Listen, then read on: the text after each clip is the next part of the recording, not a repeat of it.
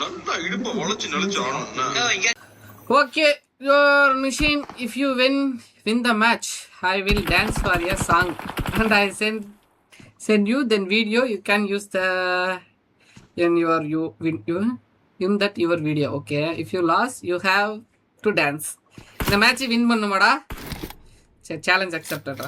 Video மட்டும் வராம இருக்கு. நான் சொல்ற பாட்டுக்கு தான் ஆடணும். Okay, success.